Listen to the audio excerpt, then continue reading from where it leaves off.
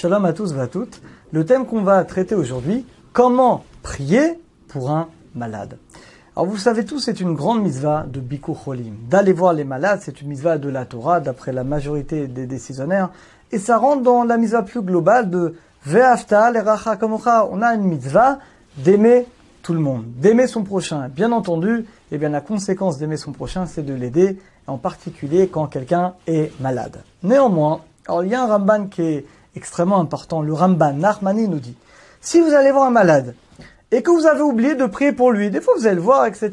Comment tu vas, tu prends des nouvelles, mais tu ne pries pas pour lui, tu ne fais pas une bracha, on va expliquer exactement. Il dit le Ramban, Lo yetze dechova, tu n'as pas fait la mitzvah de Bikur Cholim de visiter des malades. C'est-à-dire qu'en réalité, pour réaliser cette mitzvah, il y a 3 parties. Première partie, évidemment, on le fait automatiquement. On va voir quelqu'un, de quoi tu as besoin, est-ce que je peux t'aider? Première partie, en général, la personne, elle n'a pas tellement besoin d'aide, mais imaginons, elle a besoin que tu ailles lui acheter un médicament, que tu fasses quelque chose. Première partie de la mitzvah, en quoi je peux t'aider? Deuxième partie de la mitzvah, l'encourager. En général, on le fait. On va le voir, est-ce que je peux t'aider? On lui amène quelque chose. On l'encourage, Bezat Hashem, tu vas guérir, etc. On lui raconte une belle histoire pour l'aider. Et la troisième partie, et là, ça arrive que malheureusement on oublie alors que c'est l'essentiel, c'est quoi? C'est les vakesh rachamim, c'est prier, mais attention, devant lui. Tu dois lui faire une bracha, tu dois lui faire une bénédiction, prier que Hachem le guérisse.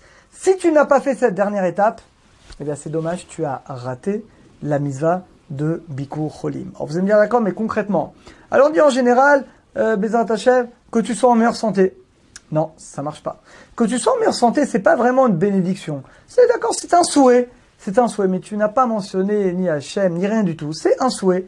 Refoua shelema, bonne guérison. Non, c'est trop général. Il faut une vraie bénédiction. Vous allez me dire, c'est quoi une vraie bénédiction?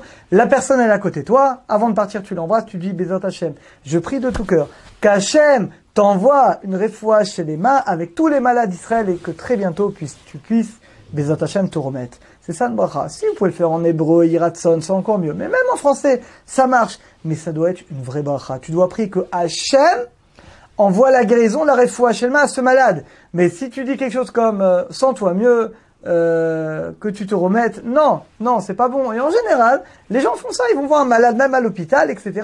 Ils disent bon, en espérant que tu ailles mieux. Non, en espérant que tu ailles mieux, c'est un souhait, ce n'est pas une bracha. Bracha, c'est-à-dire je vais demander miséricorde.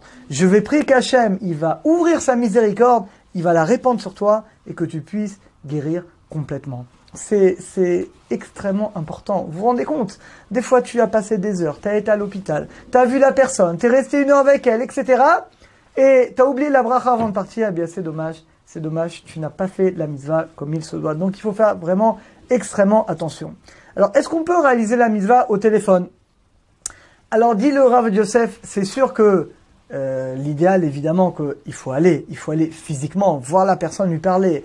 Dans le cas, évidemment, où tu ne peux pas, physiquement, tu ne peux pas, la personne habite trop loin, tu ne peux pas aller la voir, évidemment qu'il y a quand même une mitzvah de la Torah, de l'appeler au téléphone, de lui demander ce qu'il a besoin, de le bénir au téléphone. C'est sûr que ça n'a pas la même valeur que d'aller physiquement, mais c'est déjà une mitzvah, c'est déjà bien. Évidemment que si on ne va pas physiquement, évidemment, la moindre des choses, c'est de l'appeler au téléphone et de le faire. Rabbi Akiba, l'Agma raconte qu'il avait un élève qui tombait malade et malheureusement, personne ne s'est occupé de lui.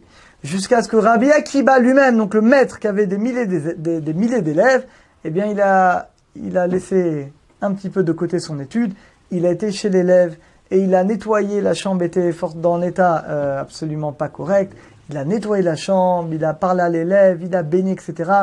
Et cet élève a dit à son maître, Rabbi, tu m'as redonné la vie. Et Baruch Hashem, l'élève s'est remis grâce à Rabbi Akiba. De là, dit Rabbi Akiba, quelqu'un qui va visiter un malade, il lui donne la vie. Et le contraire, quelqu'un qui ne va pas visiter un malade, et ben, Chazé Shalom, quelque part, il empêche quelque part de guérir. La Gemara dit que quand on va voir un malade, tu prends 1/60 de sa maladie. Alors ça veut dire quoi? Alors d'abord, vous inquiétez pas, quand on va voir un malade, il n'y a pas de problème, vous n'allez rien attraper, vous n'allez pas prendre une partie de sa maladie. L'explication de sa Gemara, c'est que tout simplement, tu vas alléger sa souffrance. Le fait qu'il y ait une personne qui vienne le voir, la personne elle va se sentir, elle m'a dit tiens, bah voilà, je suis quand même important, il est venu me voir, il a prié pour moi, il m'a emmené un petit cadeau, il est resté avec moi. Donc finalement la personne, ne serait-ce que moralement, tu vas lui alléger un petit peu sa maladie. La personne qui vient, évidemment, elle a rien, elle a une grande misère dans le ciel. Alors Bezat Hashem, qu'Hachem nous aide à bien faire la mitzvah de Bikur Cholim.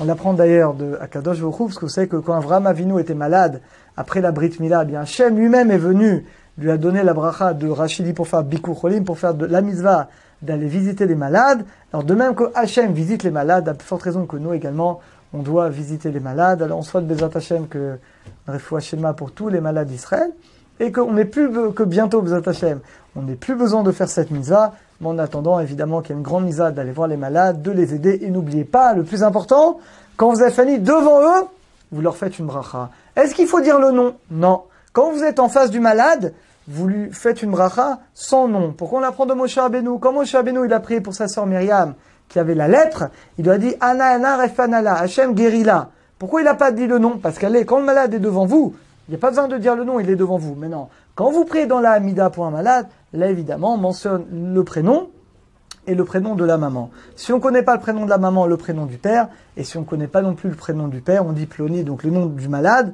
Ben Chava, le fils de Chava, la première mère, bien entendu. Alors Bezat Hachem, qu'Hachem nous aide à bien faire cette mitzvah, à bien faire la bracha comme il se doit, et qu'Hachem envoie une refoua shelema à tous les cholés Amo Israël. À très bientôt à tous, au revoir.